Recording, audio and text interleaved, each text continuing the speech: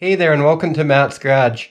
I'm here with another Mercedes W124 repair video. So today I'm going to be replacing the heater valve, also referred to as a mono valve, I believe. And mine has been stuck in the hot setting. This is what switches your heater between hot and cold. And this car was parked with it in the hot setting and it sat for a few years. So I think it gummed up inside and stuck in the hot position. You can actually take these apart and clean them out. You can see there's just 4 screws, but it was pretty affordable to buy this replacement unit. Even came with new rubber mounts. Those just slide into that mounting bracket there. And then there's 2 7mm hose clamps. And this electrical plug, you just squeeze in the tabs on the side and work it up gently. So there's 2 prongs there. You don't really need the battery disconnected. I already had mine disconnected and it gives a little more room with the positive cable out of the way. Of course, you want to make sure your engine's totally cold.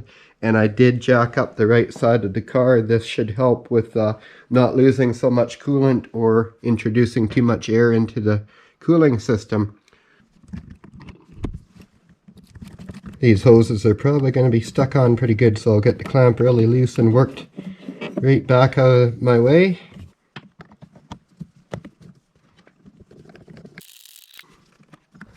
Okay, now what I'm going to do is actually just heat up both the hoses and these mounts and everything rubber with a blow dryer just to get it warm, and that'll make everything come apart a lot easier. Okay, I'm going to try and get this hose off first. Normally it's best to get the hose twisting. In fact, I'm going to go get a pair of pliers, just get in there and try and get it to twist a little bit. Needle nose are about the only thing that will get in there. I'm just going to try and slip the mounts out because I think if the valve was movable, I'd be better off. Okay, I got that one out. They do just slip out. This one's being a little more stubborn. There we go. Okay, now we got a little bit of movement. Maybe we'll try to get this hose off first, and then we can swing the whole valve up. I know you guys don't... I'm blocking your view a lot here. Sorry.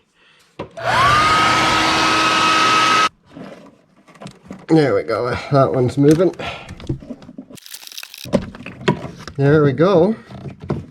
Try and get that end up so it doesn't lose any more coolant than I have to. Very little spilled out actually.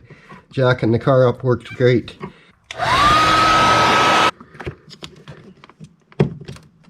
Sometimes you can use like a flat blade screwdriver or a little pry bar to do this and just get on the end of the hose. That's actually working good.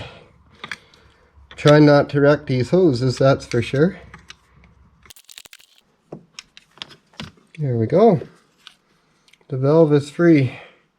Okay, I think it's best to install these rubbers in here before we put the new valve in. There we go, you just pull them through. And then we're just going to reverse the removal process. Normally hoses go on a lot easier than they come off, so I'm just going to warm these up with the blow dryer again, though I don't like fighting with hoses.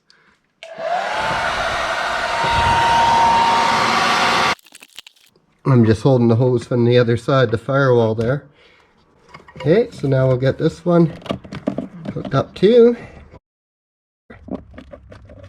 Just working that hose clamp up. I got the hose on. Now you don't want to overdo it because that is just a plastic connection on that valve. I'm actually just going to try and slide this over and get the mounts done up before I do this hose clamp up, because I'm struggling to find space, and I think if it's in the mounts it'll be better.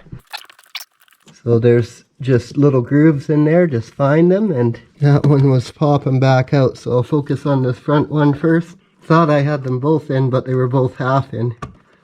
So we'll try again. There. Both are in. Okay, now I'll get this hose clamp done up. I put a little wobble extension on the end of my nut driver with a short socket, short 7mm. And that'll reach right in there, tighten that up nicely.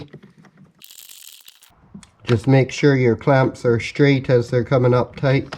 If they don't clamp straight, you can get a leak. And I don't want this clamp against this bracket. Little 7mm wrench, get right in there. Okay, I'm just going to hook up this electrical connector. I'm just going to put a little dielectric grease on it first. Here we go. Okay guys, well there you have it. Heater valve successfully installed. I might have a little air bubble in my cooling system, but I'm pretty sure it will just pass through. So I do hope you found the video helpful and informative. Don't forget to like and subscribe, and have yourself a great day.